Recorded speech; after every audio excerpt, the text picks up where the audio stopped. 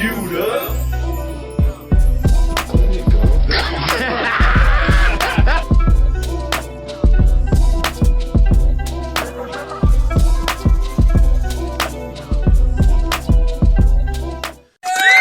up, people?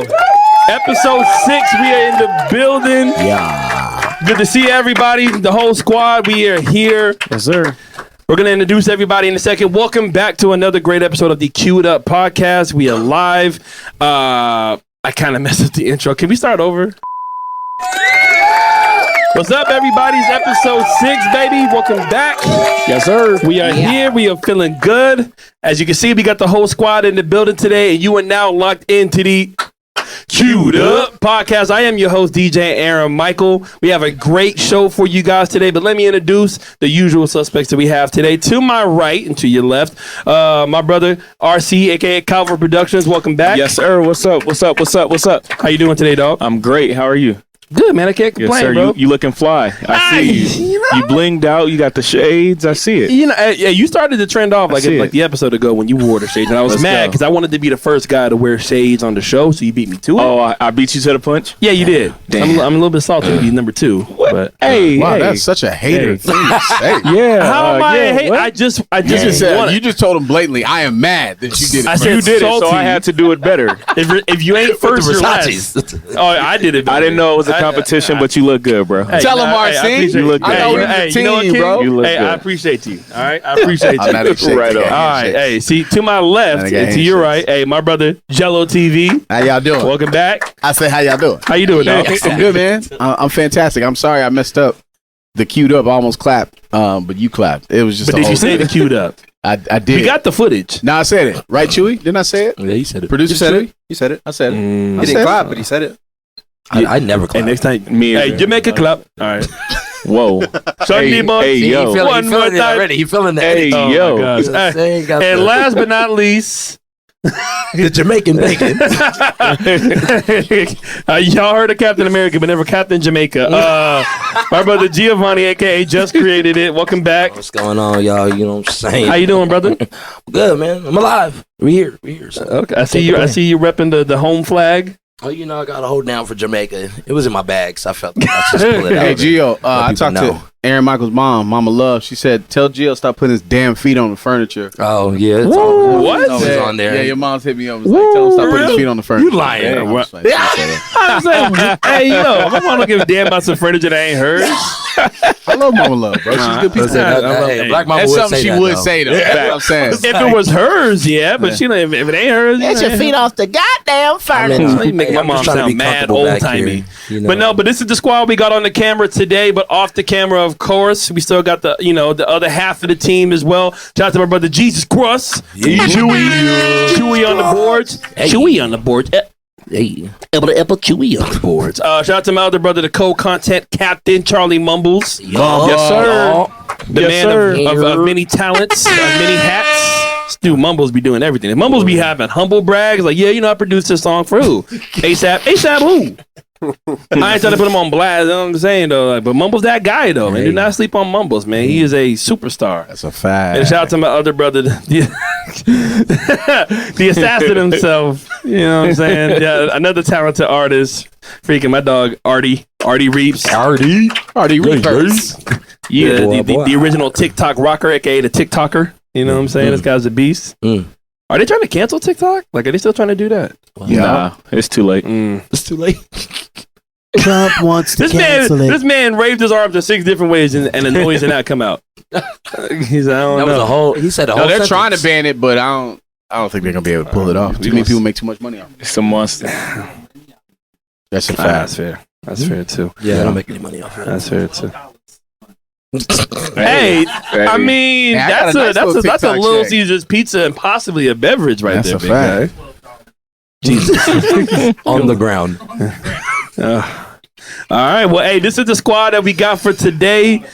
Episode 6. Hey, one more time, I want to thank everybody who's been tuned in with us on YouTube, Spotify, Apple Podcasts. We've been getting a whole lot of love on our social medias, Instagram, the YouTube short we dropped, TikTok as well. Follow us.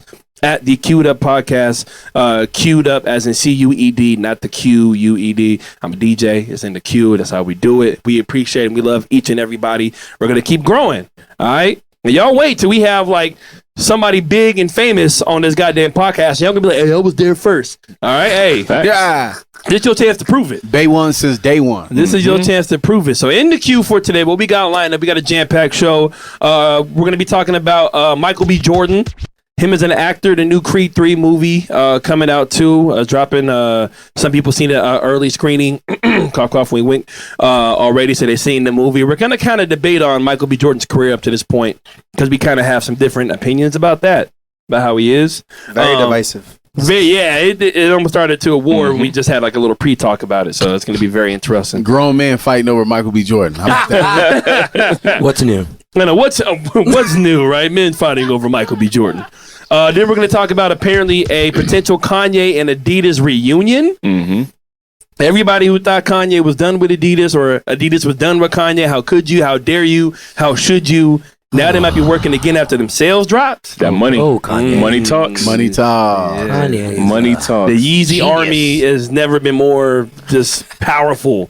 If this is really what's Or going confused. on, or confused. I never stopped wearing mine. RCU. I know, hey, we got two people Damn. wearing. I never stopped wearing my Yeezys. Damn. I mean, don't put them on camera though. 'Cause, I ain't wanna- Yep. I ain't want to. No, I was just. I mean, we're I'm just talking comfortable. about it. No, Yeezy could pay us. All right, he gonna be paying us.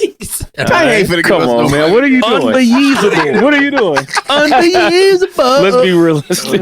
Nah, bro. Hey, Clearly, bro, Kanye don't Come need on, man. a whole shoe company. He don't need Kanye gonna be on our podcast too. You wait, all right? It's gonna be lit. But first, we're gonna start this whole. Enjoy that. That would be crazy. I would not be here. We would really be canceled. We would. You never know. We got some interesting people that want to be on the show already. Hey, speaking of which, tag who you would like to see be as our first guest. I don't care if it's Barack Obama, J. Cole, or Martha Stewart. Barack Tag. Obama. I just want to know. Yeah, hey, we aiming high. Why you Hey, I'm looking at not me like mad. that? I'm not mad at that. You. I like that mentality. I was looking bro. at Giovanni. Oh, but you had to diss. I like that mentality though. Hey, bro. we aiming for the stars. Hey, for the stores. But we're going to start off this episode by talking about is Drake possibly retiring? I know he kind of had a small hint on it with an interview he did with Lil Yachty, and then also the state of where the hip hop game is right now, because hip hop's in a very interesting place. It's kind of a weird mixture of the new school clashing with the old school, and then the middle school was kind of just caught in the middle. So. If that made any sense at all. But yeah, in a recent interview that Drake had, he was talking to Lil Yachty, possibly hint. He said that Drake is 35. Man, people don't retire, dude. He's just gonna stop being a face like out there, but he's still gonna be creating. Pretty sure of it. You know what I mean? Of course, if we had a nickel for every time an artist said that they were going to retire, Right, it's right, just right. like Jay-Z retired 12 times Yeah, already. it's just to make noise. You can't retire. You can't Yeah. retire from music. Like how? You can't retire from being Your music creative. lives on forever. You can't just walk away. Yeah. I mean, but you can get to a point where you don't have to do it no more. Well, yeah, but I mean, as far as like retiring, you can't really. I don't think you can retire from music, bro. Because your song is just as like if somebody's playing your song, they see you and you're not to them. You're not retired. I'm listening to your record right now. Yeah, true. No, but the music is going to be timeless, like always. But a lot of artists, they don't have the benefit of them being able to call the shots of when they're going to stop making music. People to stop listening. You feel me? Yeah, but for instance, rest in peace to Michael Jackson, man. But how does Michael Jackson retire from music? He's gonna be Michael Jackson forever. Right. That doesn't. When I think retire, I think accountant, like or cop Right. or fireman. Yeah, you know what I'm saying? right. You Some basic retire. ass job. You ain't But- retiring from music. But you can't do named that. one of the top 5 artists in our lifetime. Well, that's So- what I'm. Drake is that caliber of artist. No, Drake is up there too. He not Michael Jackson esque. You don't think? He up there. Yeah. He up there. No, Drake is You know a what I'm saying? generational artist. He is. He has crossed. I think Drake is going to be relevant for a very, very long time, even once he starts putting out new music. But it's kind of like a basketball thing. It's kind of like a sports thing. Like, not everybody can just have like their last season swan song, like how Kobe did. Like Kobe said, "Hey, this is my last season," and you get to walk off in the sunset. Right. A lot of times, you're just out the league. I mean, even though they be lying their asses off too. That's a fact. Look at Michael Jordan. It was like Tom Brady. You know, they're like, come on, man. How many times he said he gonna retire and he comes back? But see, that's a different. Like basketball is different. Yeah. Like Right. the games become the past. Like your stats become old in the past. Like music doesn't work that way. You know what I'm saying? Yeah. I think you can retire as far as music is concerned. I think you can retire from certain aspects. Like you can retire from the performing piece of it, touring, or you can retire from the active recording. But I think what Jello's saying is absolutely right. Like you don't retire from music as a whole because we already it's already out there, and so you don't got to necessarily go on tour or anything. But from the consumer standpoint, if I still have access to it, it's still just as active and as relevant as it ever was. Right. Well, of course. I mean, the music is always going to be there. Like once it's out, it's out. But like if Drake said, "Hey, I'm not going to be making any more new music. I'm not going to be going on tour anymore," then that is going to be a kind of a blow to hip hop because Drake is the LeBron James of hip hop right now. Stop me if I'm wrong. Like for sure. he's been there. He's worked with a lot of different people. Like think about how many features Drake has done with like a random artist, like a Block Boy JB or somebody, and they blew up because of him, or at least that song blew up because of him and stuff like that. Like. It's kind of just to think about the thought that damn, he is 35, closer to 40 than anything. And I remember when I first heard Drake, I was back in high school. I was in the gym. I was listening to Closer to My Dreams when I pirated that thing off of like whatever jank ass site I found it off of at the time, whatever hip hop site. Hey, yo, how you say her name? Is it Go Apel. Okay. Excuse me. Anyway, my bad. I think that's right. So that was like, I kind of have like a personal connection because I know everybody has that connection with like their artist, but it just brings you back to a time of like when you were younger or in a different place in a different space. Jello, when was like that Drake moment for you or any artist in general that like you remember that was like, damn, that was a time when I first heard that artist when they were new? Bro, I mean, for Drake, it was Best I Ever Had. Okay. I don't know why. To me, like Best I Ever Had to me is Drake's greatest record of all time. Woo! And I know that's but just think about that record when it first came out. Like nothing sounded like that. The cadence, just his rhythm, his voice, everything was perfect on the song. Right. But for me, I fell in love with hip hop when I saw Busta Rhymes. I think we talked about this. Oh yeah. Came home, bro, 8th grade, saw Woo-Ha on the TV, and I'm like, yo, what the hell is this? Yeah. It was timeless. You know what I'm saying? So when I first saw that, I'm like, yo, nobody will ever be able to do this again. Like this guy has just created a whole different lane for himself. And he piggybacked off of Caribbean culture too, by the way. That's why he so rah-rah in your face type thing. But it was Busta Rhymes, bro. Woo-Ha. No, Busta was definitely a very unique talent. He's the greatest of all time, in my opinion. Number one. I know that sounds crazy, but it's how I fell in love with hip hop. No, but that's the beautiful thing, though, bro. You can have your opinion. We're not going to argue. You're wrong. You can have your opinion. Right. No, hey, I'm a big Busta fan too, though, bro. So no, sure, and yo, Busta. Not even with his music, but like his creative videos that he did. Yeah, man. Like, oh my gosh. Like him and Missy and Timberlake, that was a time in music, bro. Yeah. Incredible. Giovanni, bro, what about you? Who was that artist for you that was like at a different time? Oh, my bad. Are you in the middle of taking a sip of your generic red beverage? Man, hurry up. Go. I mean, I don't know. I want to say, if I had to choose just off the top of my head because I wasn't ready for this question, I'm going to have to go with Nelly, dude. Really? Nice. That's a good one. Underlay mama, That was different. Hey, he murdered the game back then for me. That was also my first album, man. Wow. Yeah, man. Nelly, got me in there. Nelly was middle school for me because back I went to a school in Glendale, Arizona, and we used to have like a class where we were taught how to dance. Yeah, I know. Wait a minute. Yeah, we had a class. It sounds like Tupac origin story. I know, but we had a class that taught us how to dance, and we did a dance to Air Force Ones, and it was the corniest shit ever. Show us that dance. I know. Do the dance. Yeah, you gotta show. I was like, you gotta 11 years old. Get off my back. How do you remember? You was 11 in middle school? Yo, show the world the dance. Oh, yeah, I guess that's right. I was like, wait, what? Give me two per. How do you teach kids to dance to that song? What was y'all doing? We had choreo. Was the whitest dance you ever learned? It was up there. It was up there with the Cotton Eye Joe. Yo, no. Yeah, no, we definitely had the Cotton Eye Joe. We were scooting, booting, baby. We were getting it in. So you were Nelly, Jello, you were Busta. For me, it is Drake. RC, what about you, dog? What was the question again? What artists do you vividly remember when you were younger? Like, what artists can you hear now when they were kind of early getting started in the game, and that put you in like a time? Yeah, of like, damn, like that was a crazy time. There's so many. Lil Wayne is my absolute number one favorite rapper of all time. Right. But the first, I want to say one of the first CDs that I remember literally going to Arizona Mills Mall when they had the Virgin. Y'all remember that Virgin record store in the mall where you could cut through the middle? Yeah, like the giant, the 2 inches. Yeah, me and my brother saved up some money and we bought Kanye West's first album. Yeah. And for us, first album. that was a good bridge because we were super, super heavy in the church when we growing up. Like my mom's had us in church 5 days a week, no lie. Wow. Bible study, choir rehearsal, Friday night favor, Sunday school, 3 o'clock service. They were just making up things. Yeah, literally. Saturday night. Trying to keep them on the streets, man. I'm not mad. So Kanye for us was kind of like a good in between because a lot of his like lyrics were laced with like he had the Jesus Walk song, right? Which if you're a young kid who likes hip hop and you got to go to church every day, it's like a good in between. Yeah. So yeah, I would say Kanye was that for us, where it was like there's this rapper who is wearing polos and is talking about college and all this other stuff, and throughout the thing he's like referencing Jesus and the Bible and all this stuff. So it was a good like in between for us. That's definitely Kanye was up there for me too. And Lil Wayne. It's crazy, but they literally did play Jesus Walks in the club. Yeah. Like imagine being in the club at the time and listening to Jesus Walks. Right. Mm-hmm. Like, how do you really just kind of like just go crazy to that? How do you shake your ass at it? I know, bro. It's just I'm requesting.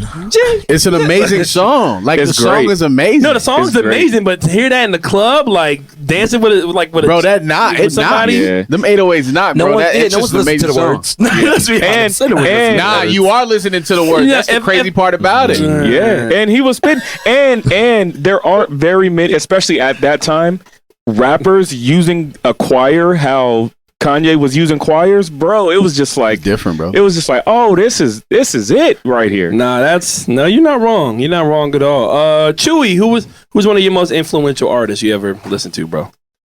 Ooh, that's a good question because I mean, I usually listen to a lot of rock artists, honestly. So most influential, Slipknot.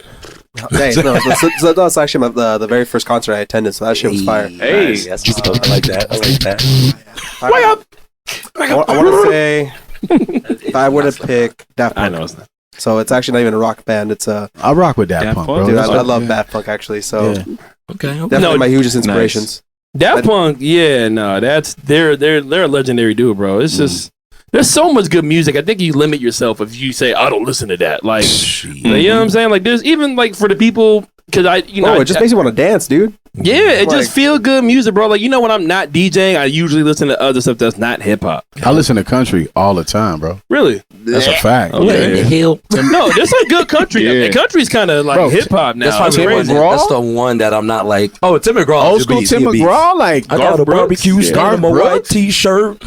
Bro, what's the new kid's name? Morgan Wallen. What's the new dude's name, man? He blowing a long beard, kind of sounds like this. When I love him, he sang the national anthem. Chris Stapleton. Oh yeah, Chris Stapleton is ill. He a monster for sure. That white boy is ill, bro. Hey, Morgan Wallen doing songs with Lil Durk.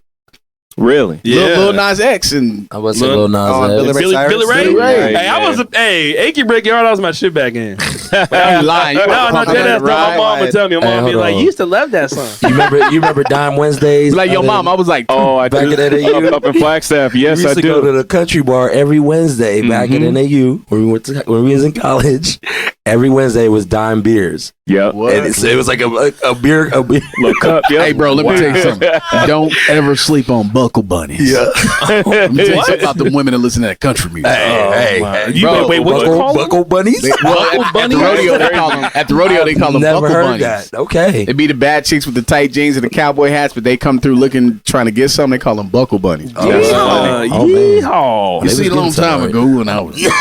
All right, I'm gonna ask this one more question real quick. Mumbles, who was your influential artist? First CD I bought was Murphy Lee. Hey, Murphy Lee. Hey, yo, Mumbles kind of resemble Murphy a little bit. You said Murphy was like your big brother. I see it. But still St. Louis is my favorite artist right now is Camino. Smino, okay. Boy, that boy I'm creative. I'm going to the Smino concert When is coming it? up. You didn't even tell me. It's You feel left He's out. like, I ain't gotta tell you. it's coming up. I gotta. Yeah, it's a date night. I don't know for sure, but I'm going. We in there. Triple date? Not going with y'all, but Who? I'll be there. Me, you, and I your fucks with girl? Smino. Oh, like a third wheel type Yeah, situation. yeah. That's not a triple date. But yeah. Okay, all right. Just get a date. Hey, man. I'm about to sound like the old dude on the podcast, but who the hell is Smino, bro? No, you ain't on Who that is? Who's Smino? Play it, Chewy. If we started playing his song, you would know. Yeah, you would know But the maybe song not the for name. sure. Gotcha. But see, that's an interesting point I wanted to kind of transition into because Smino is an amazing artist. You should look him up. Super, very like alternative hip hop type. Is that fair to say? Yeah, like yeah. R&B. Yeah, it's like a fusion of new age R&B kind of. Okay. Yeah. But that kind of brings me into the state of where hip hop is now. So we got new albums from like Don Toliver. Yeet just dropped a new album. You know who Yeet is? I do know who Yeet is. I don't even Okay. know who Yeet is. You don't know what Yeet is? Yeah, I mean, Okay. Yeah, so there's Maybe the been song. so a lot of new albums drop over here at the tail end of February, and I just want to kind of get your guys' opinion on where do you think hip hop is right now? Because like, you know, the old heads aren't, you know, they're starting to just not really do music anymore. Like we haven't got anything new from Jay-Z in a while. That Nas album, King's Disease 3, was fire. No, Nas is still killing it. I'm not saying that they're completely gone. Nas is still killing it. Nas is still doing his thing, but I'm saying it's more of like the old heads are now becoming like Drake, J. Cole, Kendrick, like they're kind of transitioning into being like the veterans in the game. Yeah. And now we got new people, but I don't personally know who that next like who's going to be the next generation's Drake, J. Cole, and Kendrick, and even Big Sean. I think Big Sean needs more love. Oh yeah, facts. But like I love Don Toliver and Travis Scott. He has Utopia coming out soon as well. I'm a big Travis Scott fan, especially after Astro World. So Jello, from where you've been working in radio and stuff like that, where do you think the state of hip hop is, and are you happy about it, or is it kind of like not really for you? Look, man, I think hip hop goes through its phases, and right now I think the state of hip hop is great. I feel like Uzi is the future. Oh, okay. You know, just what he's doing, the caliber of music he's creating, the people he's working with, he's just being creative. I think hip hop is in a great space. We all have our like personal opinions on our favorite eras of hip hop. Like I'm an 80s baby, right? Right. But 90s hip hop is probably like my favorite hip hop ever. Yep. But that's not to say like I don't rock with the newest generation of music. It lyrically may not be up to my standard when it comes to bars. Yeah. But if it makes me feel good, I can rock with it, man. And I think that's where hip hop is right now. It's just all about like movement and dance and just turning up and being hype, and that I think that's just a great era. It's not gonna be there forever, but it's a great era that we're in right now for sure. Okay. All right. RC, what about you, dog? Yeah, man, I agree. I think hip hop is in a good place. I think now more than ever, there's more ways for people to monetize their brand and their sound. And I mean, I know there was a period not that long ago where it seemed like the old heads and the young heads were kind of butting heads. I almost feel like that has calmed down a little more. Right. Just there's been more conversation and a bit more understanding. So yeah, I like it. I like what I'm seeing out there. Obviously, the people at the top of the game, like Jay-Z with the God Did verse, I still think that was like top tier, very fine. Fine. We got a ghost in the studio. Yo, that's crazy. Scary, dude. But that was it. It's like fine aged. It's like a fine aged wine. So Jay-Z's still doing his thing. I gotta be honest.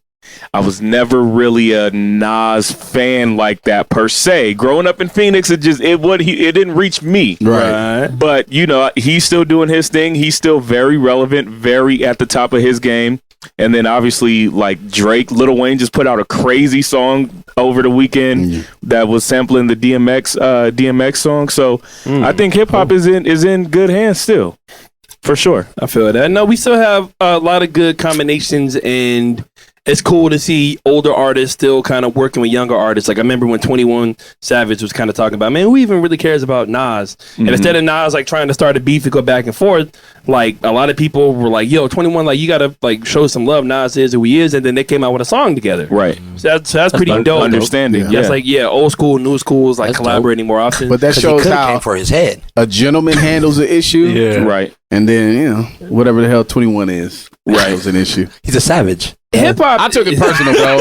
That's Nasir Jones, dog. Like, it don't matter how you feel about hip hop. Yeah, if you don't disrespect that man and what he's done for the culture, like, you don't even deserve to be behind a mic rapping at all. That's true. That's facts. Yeah, no, I mean, but that's a lot of, but that's a lot of these young dudes, these young cats. Disrespectful, bro. Yeah, I mean, well, they don't know who the big L's and the big puns, and you know what I'm saying. Like, they don't really put the same respect on it. But if you claim to be a fan of hip hop, not saying you got to do your due diligence and your research, but if you're going to sit here and tell me you're a fan of hip hop, you profiting off of this culture, you making money off of this culture, and you gonna disrespect Nas?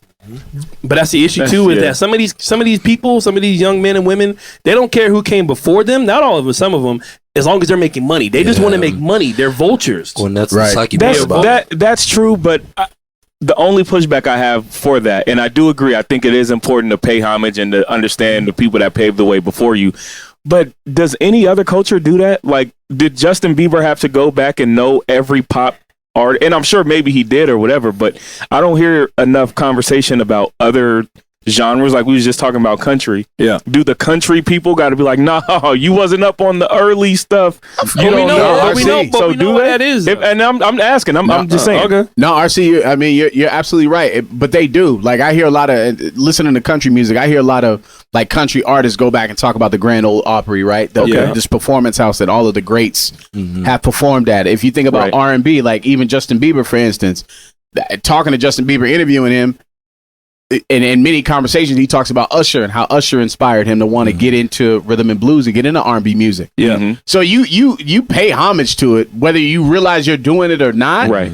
You're still, if you're in it, you're still going to pay homage to it. I just don't like when you blatantly disrespect those that came before you. You don't necessarily you don't even talk about Nas. Right. Why are you even talking about Nas if you got nothing nice to say about Nasir Jones, bro? Yeah. This guy will bar you under the table. That's what I'm about to say. He could have came forward. Stop talking about Nas. Because a lot of people think, oh, well, I got money now, so who even cares about bars? Like, what's bars when I got this freaking $80,000 pinky ring on? You feel me? Like, that's where the game has changed. But Giovanni, though, like, what about you? Like, what's your opinion on like where like the state of hip hop is? And I'm like, keep it 100%. Oh, here we go. What? I don't even listen to music. I am actually deaf. No, I honestly, I don't have a thumb on the whole game in totality. Honestly, I keep it very simple. I listen to, like Kendrick, J. Cole. Like, nice. I'm listening to cats that got bars, Pusha T, you know what I mean? So they come in with the creative, spin on words and sentences. And I'm like,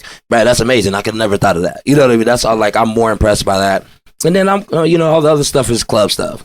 It's cool to hear at the club. Like, I ain't worried about it, but I'm not going to know the name of it. I ain't going to know all these artists. Like, I'm not retaining all that. Right. I just me being a DJ is just interesting. Like, I played some of that new Don Toliver album, and his album's fucking phenomenal. It's amazing. I'm a big Don Toliver fan. But me seeing what that does, like, it really didn't get a reaction. Like, there's some artists, if they drop the album tomorrow or like 5 minutes from now, you got to play it 6 minutes from now. Yeah. Does that make sense? Yeah. Like, if Drake came out a new deal. Like, once Her Loss dropped, I had to play all. I had to get it right then, right there. And even if people didn't know the song, hey, I know Drake. I know that.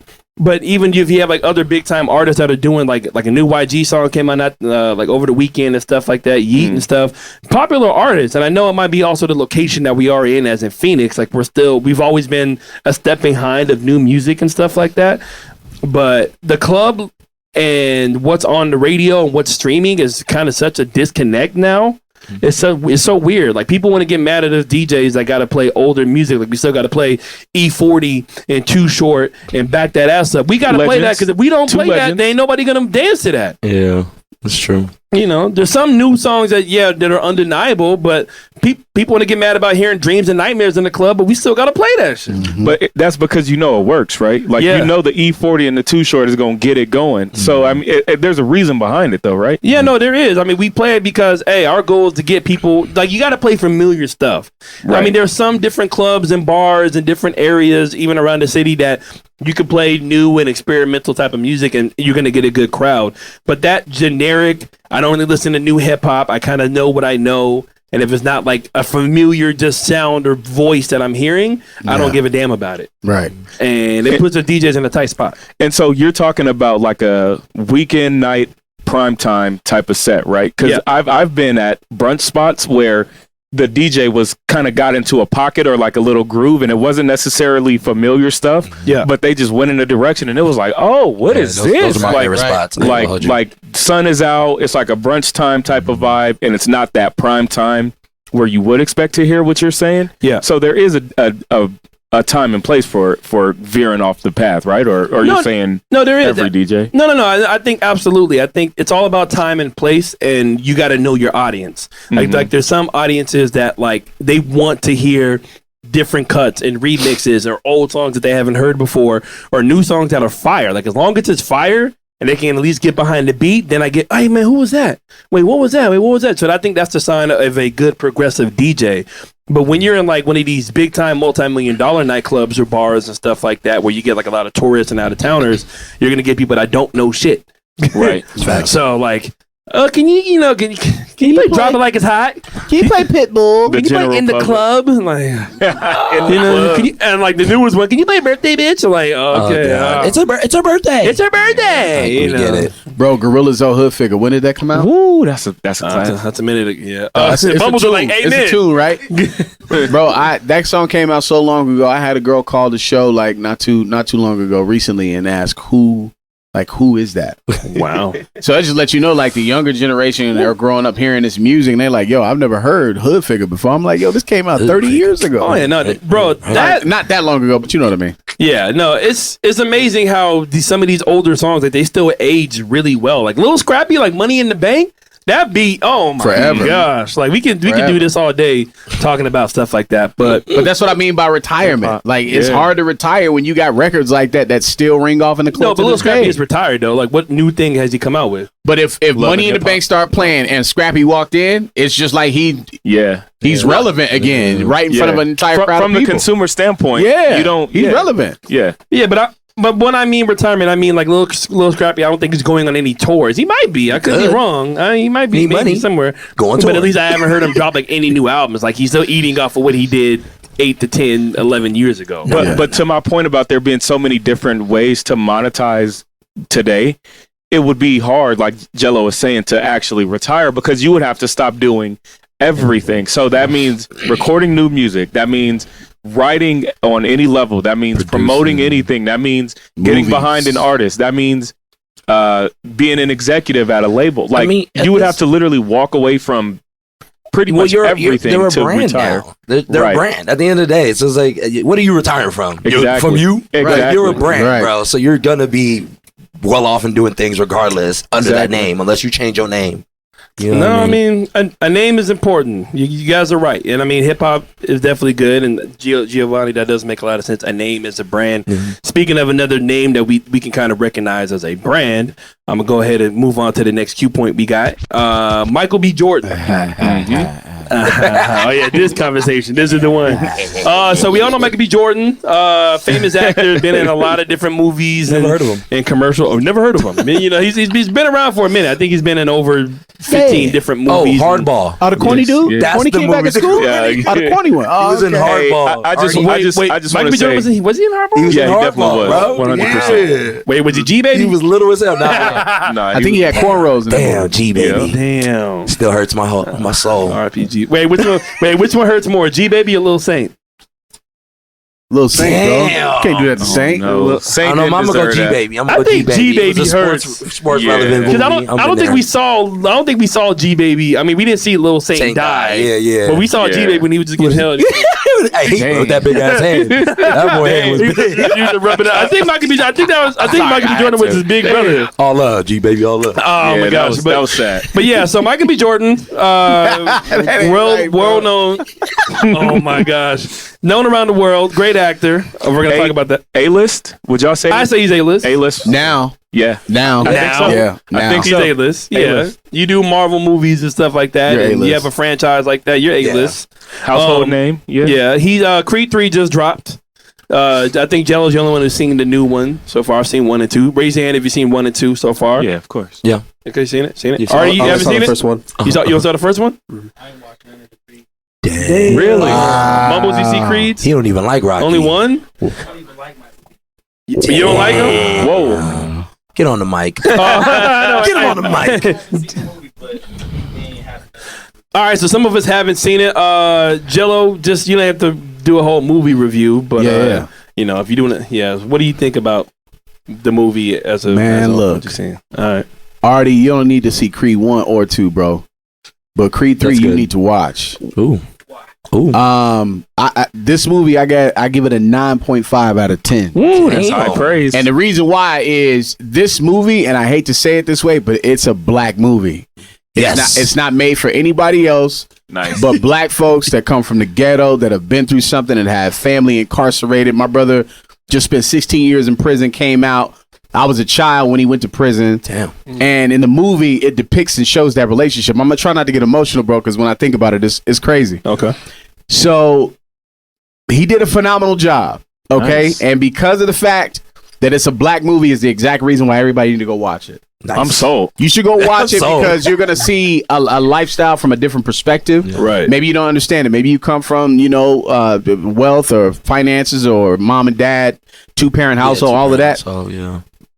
If you do and you won't if you watch this movie from just a normal boxing movie perspective, you're gonna be like, oh man, this trash is predictable. It's just a boxing movie. Right. But if you relate to the story, because the way he tells the story is really deep, and the way you relate to it, man, it's a phenomenal movie, man. Nice. Like, just watch the movie. It's a great movie, and I have so much respect for Michael B. Jordan after watching this movie because his acting was mid, bro. Like, it's really. I'm gonna stop you there. Shit. I But I don't want to run up on him on the red carpet and get shunned. So I gotta clear that up, though. You gotta let me clear that up. But I'm gonna stop you there. The corny kid. Because wait, let me say this before that. Number one, thank you for kind of letting us, know more about your family background, and it sounds like this movie kind of touched you. In a different type of way. different way, bro. Yeah, because you actually lived that shit. I'm gonna go watch it again. That's really Damn. good. But for you to tell somebody to not go, you don't have to worry about Creed 1 or 2. Stop it. Because Creed 1 was amazing. Okay, no. Well, he's saying you don't need it to understand it. You do though. He said if you don't do nothing else. That's not true, bro. You really don't, believe it or not, because Creed 3 tells a totally different story. Yeah. Each one of the movies tell a different story. You just know it's about some boxing, right? But you see his growth from him being like off the street, young, trying to prove himself, and then all right, now you got that expectation, and you got to fight your dad's battles. And number 2, and now it's him going against Jonathan Majors, who's another phenomenal actor as well. Jonathan Majors is climbing as an actor. That dude's amazing. Let me tell you, when we talk about he's up there. Replacement of like the GOATs, like the Denzels and the Will Smiths. Yeah, he got the Jonathan Majors, bro, is. This dude different. No, he's real different. Like he can sell anything and make you believe it. Like his acting ability is exponentially greater than most of the people that act right now, right? Yeah. I would say better than what I've seen from Denzel in just a few movies that he's done. Wow. He knows how to sell it. Hold on. Wow. And the best part about, how basketball, like Jordan will bring out the best in the team or LeBron will bring out the best. Yeah. He made Michael B. Jordan a better actor, bro. Wow. Ooh. Michael knew that he had to stand with this dude and verbal spar with him in a movie, and tell a story through emotion and eyes. Yo, Michael B. Jordan, he stepped it up. I'm not. Killmonger was trash, but Hey, no. I like your verbiage. I'm up here right next to Zuri. Killmonger was one of the best villains in the entire MCU. The story, yes. But Michael B. Jordan brought Killmonger to life. Like that was probably my favorite Michael B. Jordan role besides Creed. Nah, bro. You're crazy. RC, get in and tell him he's wrong. Tell him about himself. Well, I can't tell him that he's wrong. I do think that Killmonger might be my favorite Michael B. Jordan role. Okay. I'm trying to think. Obviously, I haven't seen Creed 3 yet, but I cannot wait to see it. I did like Creed 1 and 2, but yeah, I think Killmonger is probably my favorite Michael B. Jordan role. I wouldn't say trash, but he's improving. What was he flat out trash in? Fantastic Four. I don't want to say. Okay, that movie as a whole. Hit the horns. Man. I forgot about that. Fantastic Four. That movie as a whole was just bad. Wait, hold on. Can I at least say this though? Because I'm with RC on this one. Yeah. Okay. Maybe my favorite character of Michael B. Jordan's is Killmonger. Mm-hmm. I'm talking about his acting ability. Just him acting. But it was bad. I just want to say this. He didn't sell it. But when he made the appearance in Black Panther 2, when Shuri went to the ancestral plane, That's when I saw real acting That from him. scene, yeah. He sold me. I disagree. Damn. Bro, it was him versus Chadwick. I think for what Jonathan Majors, and I haven't seen the movie, so I'm gonna take your word for it. For what Jonathan Majors apparently brought out of him in Creed 3, that's what Chadwick brought out of him in Black Panther. No, sir. Oh my God. No, Because I feel like Michael B. Jordan dumbed down Chadwick in the movie, to be honest. Are you kidding me? His acting just got real. It's very shaky. I am your king now. Like, no, like some Michael of B. the Jordan brought the lines- intensity. Hold on, Some of the Chadwick was lines dying. weren't really Hold on. believable. He can't come after the Yo, What do you mean? I'm not- some of the lines- believable. I found my daddy with Panther claws in his chest. Yes, he got stabbed I didn't by love the that. Black Panther. I didn't love it, You ain't the bro. son of a king. You a son of a murderer. I didn't love it. He didn't sell I didn't it for love me, it, bro. Did his dad not kill? No, we're talking about the delivery and the believability. Yeah, of the true. line. I'm about to go home and rewatch this. This is Yeah. hilarious. Bro, watch it. When he's I'm not like, that critical. with the way the movie starts, where he's in the museum. I was just finna say, that scene. You should be a little more cringy. careful about what you putting into your body. Yeah. What? Damn, that corny kid. Oh no, that's what I was gonna say. Hold on. My favorite Michael B. Jordan performance though was on that red carpet when he stared her That's down, a fact, my guy. and he was like, "Oh yeah, the corny kid, corny right?" dude. Oh my god, I loved it. I love everything when that about reporter that. who knew him in high school, when Michael pulled the receipts Went out way on her. back, I love yeah. everything about that. I'm a new fan of Michael B. Jordan's acting based off of what I've seen in Creed 3. Up until Nice. this point, I just wasn't a fan of his acting ability, man. It doesn't mean he's not talented. It doesn't mean he's not an excellent writer, an excellent whatever he does. Director, His acting is just hasn't. It's mid. He doesn't sell it like what the roles that he gets. Playing the kid in Fruitvale Station, or playing somebody like Killmonger who's trying to tell a story to relate to a certain audience, bro, you gotta sell me, dog. And I'm a movie guy. You gotta sell me. I'm a movie guy, and he sold me. I didn't really see Fruitvale Station like that. I didn't see it all the way through, so I'm not gonna. But I know that was one of his first roles. I really got him known. you couldn't finish the movie, or it's a tough watch. I just haven't really sat down and fully unfortunate. watched. Like I've seen clips here and there, but I just haven't sat down. Okay, and fully that watched. means But I he didn't sell it. No, He didn't sell it. You would have watched the movie. He didn't sell it to you. That's why you didn't watch it. No, it's not that he didn't sell it to me. I just didn't watch it. Because he ain't sell it. No, because I just didn't watch it. You watched different clips. Oh, my and gosh. still was not. No, you that's had no not incentive true. to watch the No, movie no. after watching these clips. No, online. because I seen. I'm like, all right, cool. Like I did that with a lot Exactly. It of was just movies. all right, cool. No. So you loved his delivery of every line as Killmonger in Black And Panther as 1. Killmonger, he was the most relatable villain, in my opinion, that we've had. You in the keep MCU. talking about the character. We talking about Okay, Michael B. I'm Jordan talking about as the all right, actor. no, You're but- talking about Killmonger. Oh my- We're talking about Michael B. Jordan as Killmonger. But I'm saying though, as Michael B. Jordan playing Killmonger, I think that was his role that really made him an A-lister. No, sir, bro. And this is my That doesn't opinion, talk sir. to me about his performance, though. Okay, you can well, land that's a what I'm role saying. in a His Marvel performance- movie. The his vehicle. performance was an A+. Was In my it? opinion. It wasn't, or what? I'll say this: his performance was an A, and Chadwick was an A+. There's no way you're sitting here watching this movie telling me everything that you saw from Michael B. Jordan, which he wasn't in the movie and had very many lines to begin with. He didn't need it. When he was in it, he shined in that movie. When he was in it. You're going to tell me right now, See, you through make that whole Hey, 2-hour auntie. movie. Hey, auntie. And D cool with a jacket. Bro, You come making on, us bro. see you making us plant our feet firmer in our side of but the I'm saying argument. though, like, with you being that far on the side of the for argument. him, the way Michael B. Jordan playing the role and being somebody who did not give two flying shits about what he had to do to get to where he needed to go and to become a king of a country that You're he was denied talking about from. the story Can I arc of finish the my story real character. quick? I know, but I'm talking about how he played the character. Okay. He made me believe in the character. Like he made me feel sympathetic for Killmonger for what he did because, like, hey, like your dad died, you're pretty much left alone. And the only family you really ever thought you had just freaking zooms off in a spaceship and they forget about you or they ignore you. The scene where he's with his pops at the end, like towards the the Yeah. climax of the film, Yep. that was a great scene. See, man, y'all picking around. Y'all over there taking the pickles off the burger. no, Eat but the I'm burger. you gotta act. If you're gonna act, man, you gotta act. You can't He just show killed up. it the whole movie. Yeah. This boy hungry? Hey, I'm a big man. Bro, you can't- Y'all can't be over there taking off the sesame seed buns. Yeah, like, bro. I wanna eat that. Like, nah. But let me just say this: in Creed 3, All right, tweet my third. guy redeemed himself. 90% of his acting in that movie was grade A. It was a couple spots where it was shaky. And my girl Tessa Thompson had to like, you know what I'm saying? She had to get him back in the groove. But he redeemed himself, man. He killed it in Creed 3, and I have a whole newfound respect for that guy, man. Nice. Man, y'all are wild. Giovanni, what do you think about it? I didn't really get your. Y'all going in. I'm loving it.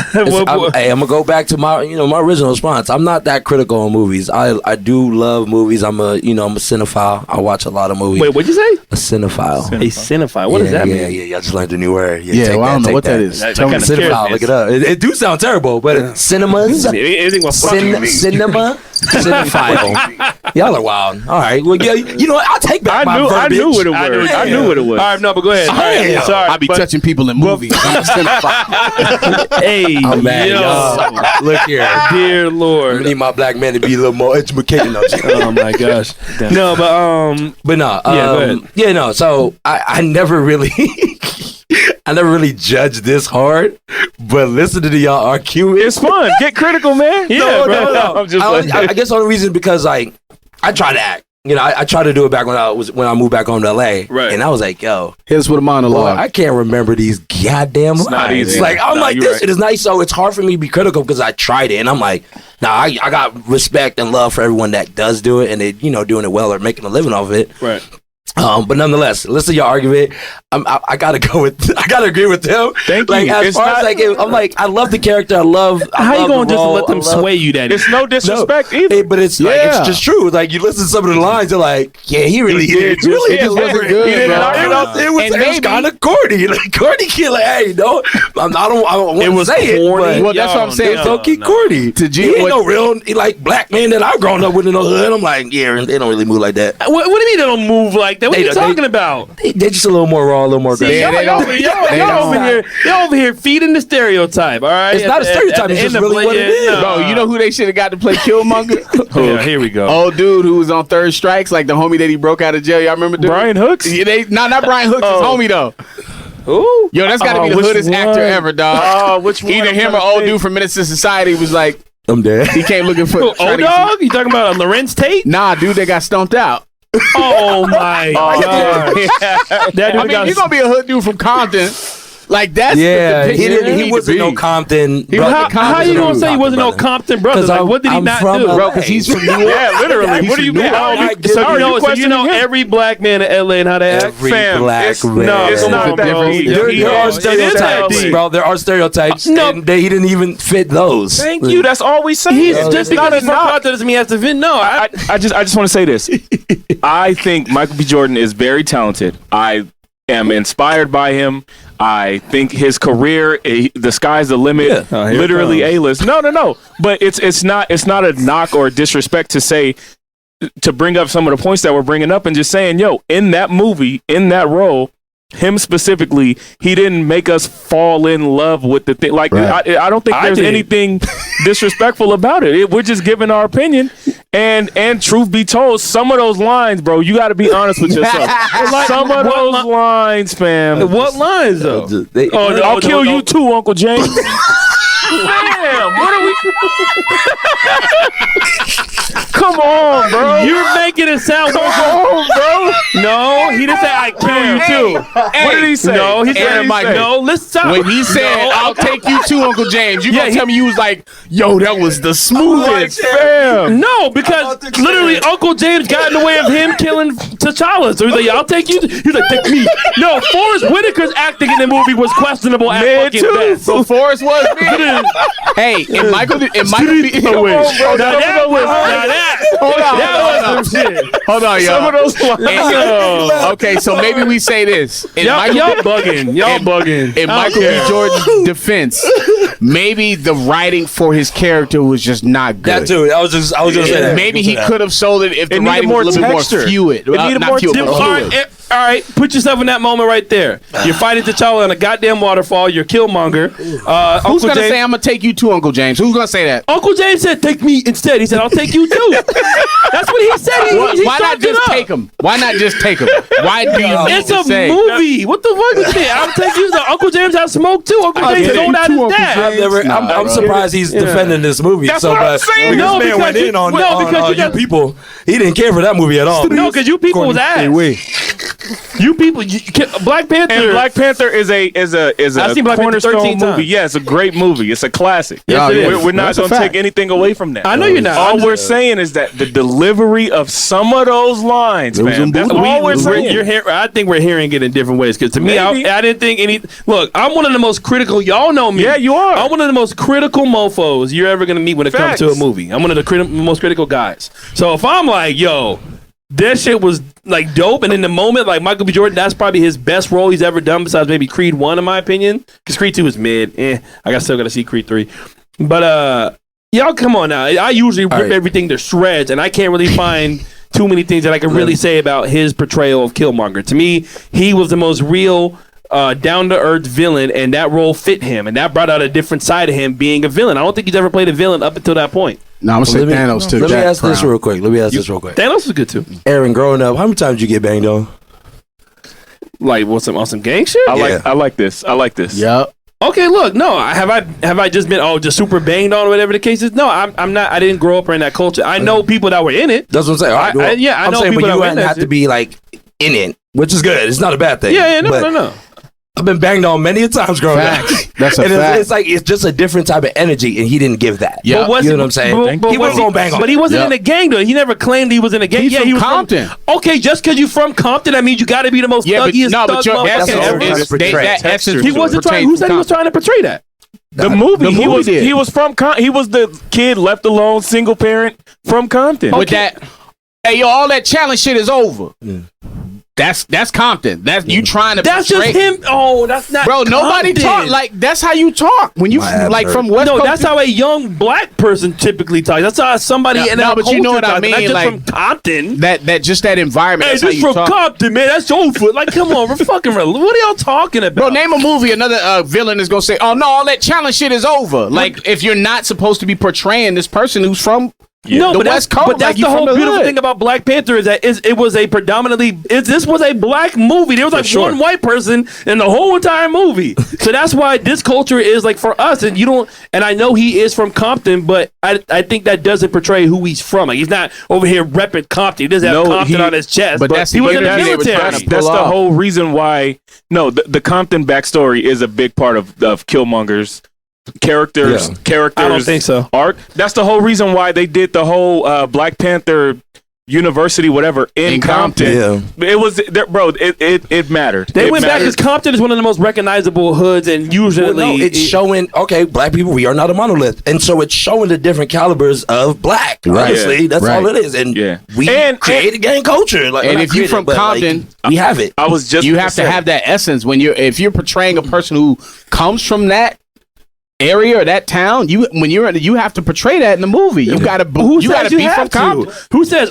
But that's the role they're trying to sell, bro. I don't think so. That's the no, whole they weren't trying to sell him on him being. Oh, he's just like he was tough, but his whole thing was he was out for revenge. It doesn't really. Yeah, he was from Compton. That's where his dad was because the dad was basically a freedom fighter. Like he was an insert. He was a rebel. He's a war dog. He was a war dog. Yeah, a war dog assignment. Yeah, that's what he was doing. But that doesn't mean that he was just claiming Compton left and right. Artie, what are you gonna say, bro? I was gonna say you also have to add in the variables that he's extremely intelligent. So who would he have grown up around, regardless of where he was from? Yeah, he was getting straight A's and probably went to good schools because of his intelligence. Two, he's a soldier, which trains a lot of that good shit out of you. If you're a soldier, how many good dudes you know who are soldiers that still act like? Nah, if you from the hood, if you from the hood, and he was top of his class. He was top of his class. Ain't no taking that out. In the military too. He was top of his class. You know, Not all of it. That's why he was on his hood shit, but he wasn't like, "Hey, what's up, cuz?" I'm about to say most of the niggas ain't even going. true. RC, what are you gonna say there, bro? What's up, Cass? Hold on. No. I just think that when you're from a place as distinct as Compton, there's a certain texture to it that you can just feel. And granted, those are very good points that Artie brought up. He was in the military. They train a lot of that out of you. Same thing I said. But we all, everyone brought up good points. But when you're from a place as distinct as Compton, and that is such a thing, the first scene of the movie is in this apartment in Compton, like. it matters, and all we're saying is he didn't give that to us. Okay. Hey, no. Can I add to that real quick? What RC you just said? Yes. If you think about Ryan Coogler, the director, and I think he co-wrote the movie. He's from Compton. That's where, and you can hear it in how he talks. Yeah, that's his hometown. But that's Cougs, though. No, but that's just how he talks. But he wrote that role specifically to highlight his town and where he's from. But all right, so then that proves my point even more, is because somebody who's from Compton, Ryan Coogler, right? He's the one who wrote the roles. So he's the one who wanted to find out what artist could fit, what actor could fit that role. And he's the one who had probably the majority of the say in what Killmonger said it does. So if he's Compton certified and stamped from Compton, then shouldn't I be like, okay, well then, hey, why would he write somebody that wouldn't come off anything as authentic to what the role is? So no, we're not blaming him. I'm saying, though, if he gave his stamp, if Ryan Coogler said, yo, this is what I want this character to be like, then what other validation does he need? I mean, he got his validation, but it still don't mean that he gave us that type of energy. It was still a classic movie. It was still 10 out of 10 in my book. He didn't scare me. Some of the delivery of some of the stuff was just like, okay, I'm sorry, I don't feel it. Yeah, you're entitled. Real quick, I want to ask Chewy, did you see Black Panther? Yeah. I want to ask Chewy, you're Hispanic. So you come from a different background. So this, all right. What did you think of Michael B. Jordan playing Killmonger? Maybe he's cool. I mean, he's all right. You know, like, see, sound like he a little more on the side of the Oscar worthy, Chewy. Oscar worthy. Oscar worthy? No. I'm sorry. So all right, no. so 10 being Oscar, 1 being go back to your day job. What would you give him as Killmonger? Go back to Africa. Like 7.5, maybe. Yeah. 8. Right. And there's no disrespect. There's nothing wrong with that. The character is cool, but like his acting. Thank you. That's go back to Wakanda. Thank you for being honest. But no. My God. Listen. Like I blame Marvel though, just because they're just. Their writers just can't be. But no, but that was the most authentic. That Black Panther to me was the most authentic they've ever written any type of character of color in the entire franchise. Like everybody else, I mean, who else have to do? I mean, Iron Man, Captain America, like they're white. You know what I'm saying? Like they're white guys, and I mean, Tony Stark has his own. Why you hating on Falcon, bro? Like he ain't been out in these streets for a long time. No, Falcon has, but Falcon, he's a house brother. I think in the roadie. I mean, that's what I got Terrence Howard about it. That's what I got Terrence Howard about it in playing roadie because he was too black. But Terrence would have sold that though. He would have killed Tony. To that point, he would have sold who? Playing Killmonger? Nah, Tony mine. Probably would have been a better. Hey, Tony's mine. Hey, say here to T'Challa, man. Hey, say here to T'Challa, man. Come on. Iron mine. I'm dead. But to that point though, it is Marvel, it is Disney, so they're gonna get the more palatable brothers. What do you think? Okay. Now just throwing this out there as a thought experiment. Now, what if how different of a character would Killmonger have been if, let's just say, in his debut role, if Kendrick Lamar would have played Killmonger? Oh, it would have been, and he would have came in with the dreads to the side and would have been like, "Man, y'all killed my pops. I'm trying to." How different of a role would it be? That's all we're saying. We're pointing out that difference. And maybe it wouldn't have been better. I don't know. But I'm just saying there's a difference when somebody is clean and as polished as Michael B. Jordan is, and he looks great with the muscles and all of that. The muscles. It's a difference when someone like that portrays the role than when someone like literally like Kendrick Lamar or just somebody else in that vein where it's going to be a little more grit to it and just a little more believable on the street side. But it's Disney and it's Marvel. Right. So we're going to get the, dare I say, safer... I don't know. I think you're usually right when it comes down to like, hey, they want to play it safe. They don't want to get somebody who's going to say. But I mean, if you're going to have an actor in there, no matter who they are outside, you're going to bring them in because they're a good actor. For sure. Does anybody know Michael B. Jordan's even from? What if he is from Compton? No, he's from New Jersey. He's from New Jersey. Everybody just knows. Yep. You just don't know. I don't know. Do your research. Yeah. See, you in a cinephile. That's why. But look, man. So how could he sell that role? He didn't. He's just not from that. Stop. No, he sold the role. He did great. Y'all don't know what movie. I don't know what movie y'all watching. He did fine. You're wrong. He did fine. Yeah, he did good. We're not saying that. No, y'all not giving him enough flour. Y'all over there. 6. Creed 3 though. He damn near fucking fell out of his chair talking about 8. I'll take you to Uncle James. Like over there mocking him. How dare you? Say that line. I got 2 more abs after that, bro. I'll take you to Uncle James. No, but get serious. Say it like you're acting. I want you to just say it to yourself. Deliver it. He said, well, if I'm shirtless fighting on a waterfall. All right, I'm gonna play Judy. No, take me. Exactly. I'll take your shoe, Uncle Jim. But that's the writing. But he did the best he could with it. Trash. I mean, you could have They get that man a turkey burger and said, make a steak. So what you want him to do? Nah, yeah. Wow. Did he say it at all? No, he didn't. Not in no Marvel movie. Hey, that shit been cold. Hit me with a hey, auntie. You ready? Oh my God. T'Challa, reject his request. Well, that wasn't the right setup. But But hit me with a hey, auntie. like, hey, auntie. He has no rights here. Hey, auntie. Yeah, dog. No, but say my name, King. Say my name. Ukabani and Diku and the Jaka. Yeah. That's Yeah. Why does he know these words? No, because I've seen that movie 13 times in the movie. And it wouldn't be that hard to memorize all 9 of his lines. That's all we're saying. No, because he was a fucking beast with all 9 of them. Well, I think we pretty much quoted 80% of his whole. And it was, see, that's how you know it was memorable, because y'all remember that shit. I'm proven right. Well, it's a memorable. But you want to know what movie. else is memorable? Yeezys. Kanye West. I see how you did that. There you go. man. See? I see how you did that. Clap. Come on, Get get it. Yeah. We can talk about Michael B. Jordan all day. Kanye West. Oh my gosh. I'm fired up. We love you. We love Fired you, up. Michael B. I love you too, man. Michael B. Yeah, he. I mean, technically, we're giving Aaron love. Michael Butler. We're giving. You are Michael B.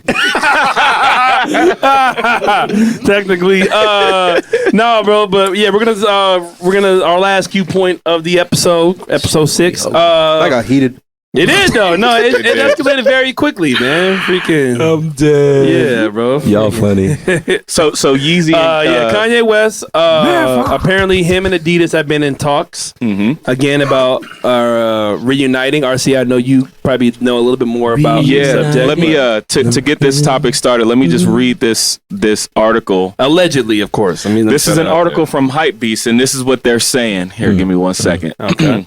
So, according to reports, Adidas and Ye have reached a new agreement following the official termination of its partnership with Yeezy. Rumors circulating on the internet and social media are now noting that the German sportswear brand has carved out a new deal with Ye to sell $500 million worth of its remaining Yeezy sneakers. Wow.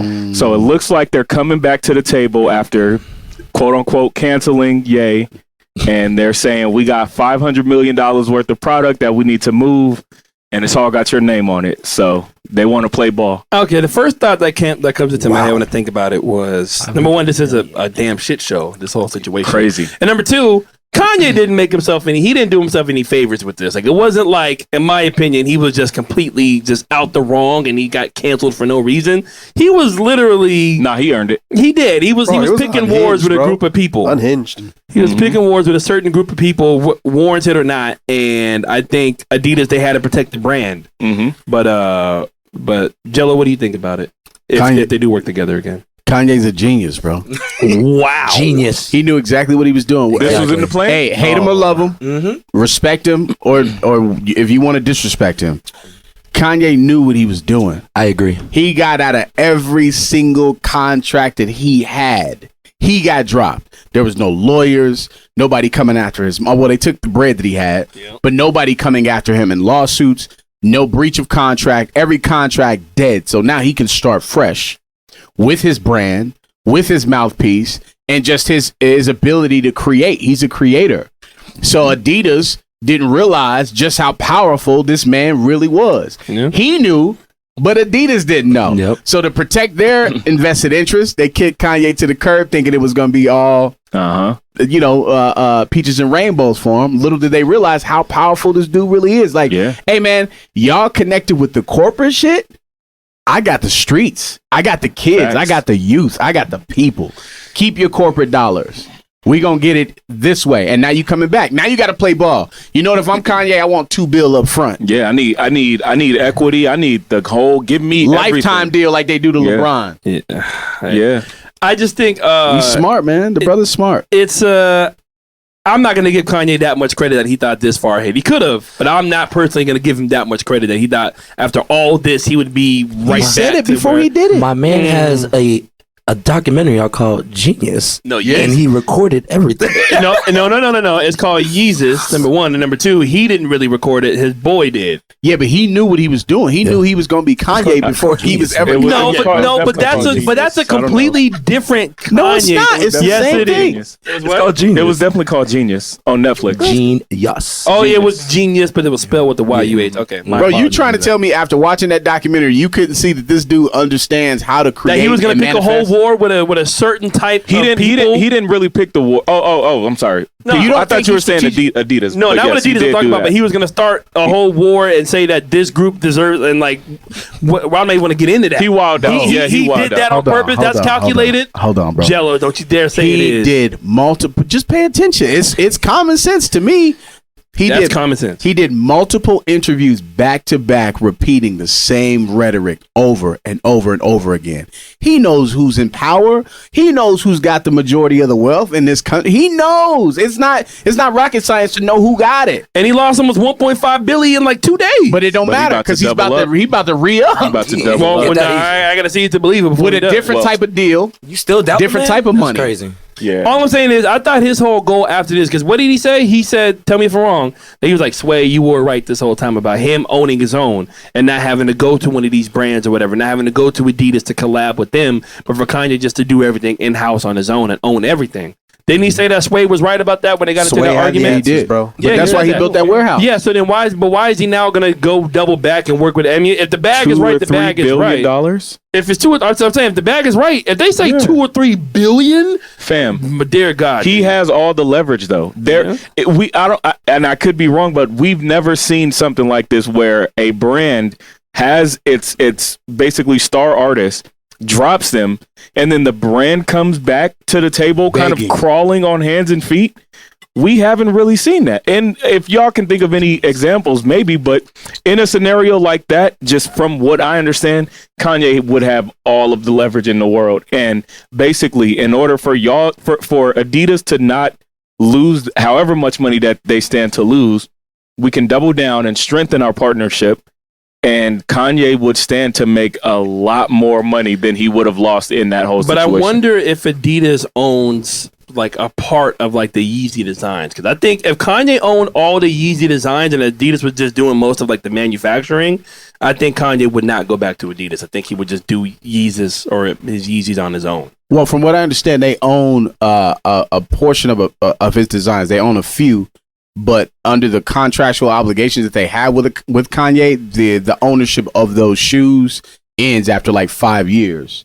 So they lose ownership. They have ownership over the style of the shoe now. Yeah. 5 years past, they don't have that same ownership. So Kanye takes ownership of everything all over again. Nice. And those contracts are done. And not for nothing, Adidas has his hand in a lot of things. This is a multi-billion-dollar company we're talking about with sports, entertainment, all of that. But let's not sleep on how big of a piece Kanye is to the Adidas brand overall. They understand, and I'm not saying that they'll just go under and you'll never hear about Adidas, but let's be honest, without Kanye West, and I know they got the Ivy Park stuff, which didn't really perform how they wanted it to perform. There's no shade, it's just the facts. That is, Beyonce's line. No idea. So they have different things, but I mean, without the Kanye piece, let's be honest, how relevant is Adidas as a brand without the Kanye joint? No, Kanye was literally the driving force behind Adidas becoming more of a streetwear brand. Because before them, it was like their shell toes and like, but after Kanye, like that's when like the Ultra Boost and stuff like that, they all kind of took inspiration from Yeezy. But I was gonna say even like the NMDs and the Ultra Boost and stuff, that was a residual effect of just having Kanye over there with the Boost technology and all of that. I mean, because the guy he's instrumental to the company, like it or not, like it just is. Well, hip hop is just so connected with shoes now; it's just insane. Like Michael Jordan, of course, is gonna be the godfather of the shoe game with his Jordan. That's always just gonna be top 3. Yes, but now with other companies like Puma working with different artists and stuff like that, and New Balance's work, Puma like Pharrell, and then New Balance is working with like Jack Harlow and stuff like that. Yeah, it's New Balance. Is that in the same conversation No, it's not. But that we having right now? No, I'm just saying though, like with hip hop collaborating with these streetwear brands, like you got to be relevant. You got to be with it. Where the white boy come from? I'm saying though, but Jack Harlow at least as an artist working with them, and then you got NBA players like Kawhi Leonard's with New Balance, and I know Dame is with Adidas, but I don't see too many people just clamoring just to go jump on and buying Dames and shoes and stuff like that. So. Adidas, they need them. They need them because they were starting to fall. Because I see a lot of people talking about New Balances now. I mean, Nikes are always going to be a god tier shoe, and then even Crocs, right? Even Crocs doing stuff like Bad Bunny and stuff like that. And Soleil, yeah, for sure. Yes, no Soleil. Gio, what do you think though about everything? Like with Kanye, and you think it's a good move for Adidas? Hey, I mean, no, I don't even know. I'm impressed by all the stuff that y'all do know. Like, I'm sitting there like, wow, how do they know all this? You gotta do your homework. What do you know? Art. Fair enough. I know, but y'all, but see, you as an artist, like, does stuff like that, do you when you see different? Sorry, I don't mean to interrupt. I'm just gonna ask you, but do you see like when different artists or celebrities work with a different brand, does that pique your interest on who's with them, or as a regular consumer, you're just like whatever, like? Oh no, I mean, I honestly, just to speak on Kanye, I think he's a genius, bro. I've always thought it. I mean, yeah, he goes, haywire, but I don't know.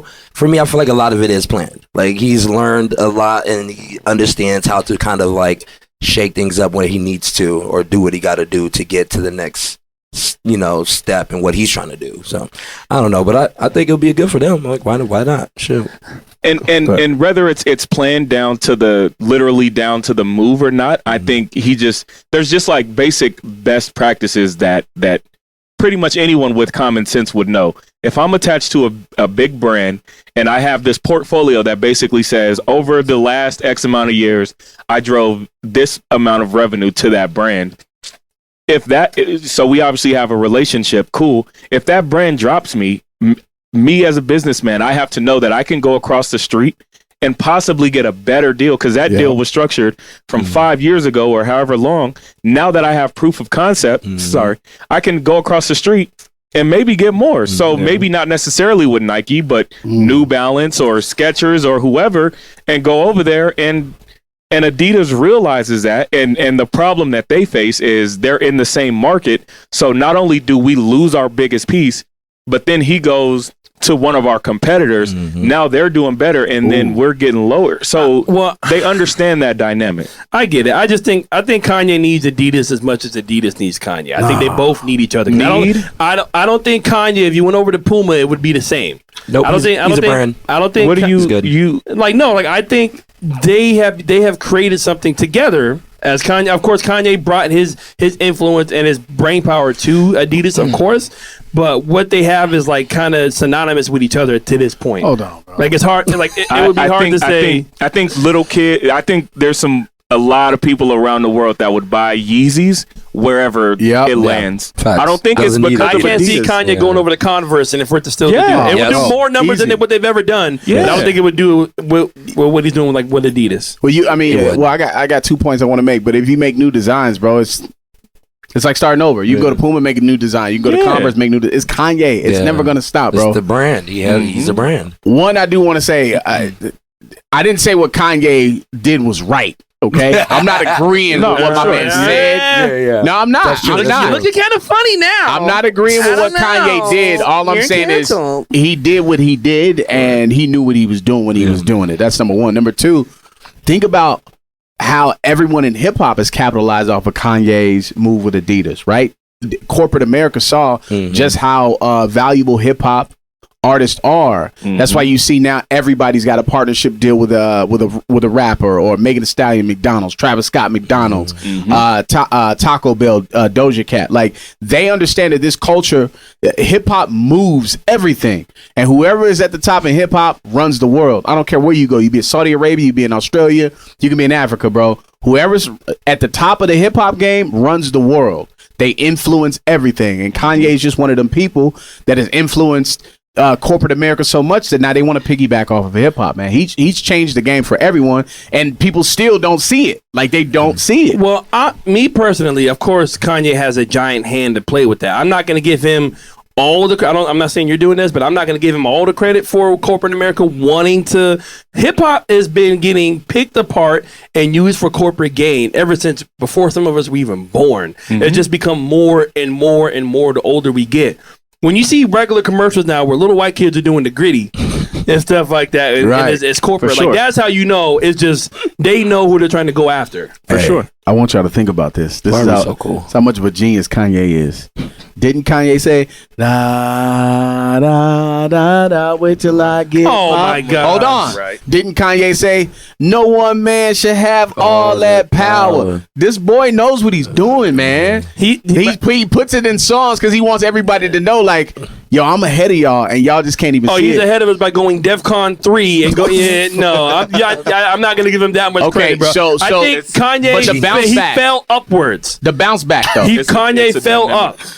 It's a dynamic thing because he said a lot of stuff that I don't necessarily agree with, but the product is so undeniable that unfortunately, and I don't stand for disrespect of anybody, especially not a whole group of people, as a whole, but that's a fact. the product is so undeniable that you can come back from that.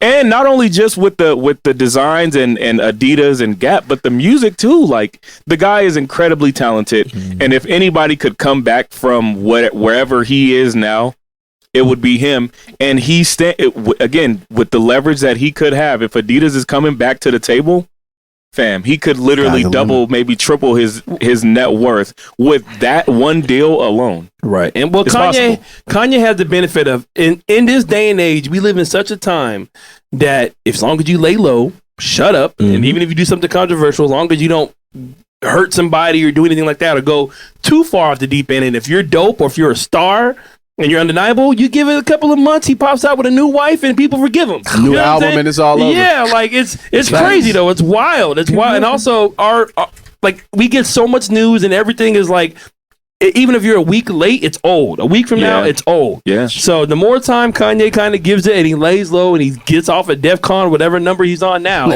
you know what I'm saying? He drops an album and a new pair of shoes, people love him again. But that ain't gonna work for everybody. No, not everybody. But it will work for Kanye. Why? Kanye is one of the few. Because he's just one of them. He's one of them ones, man. He is, but he can't keep pulling that car. You keep going against that group of people. They were going to find a way to get rid of you.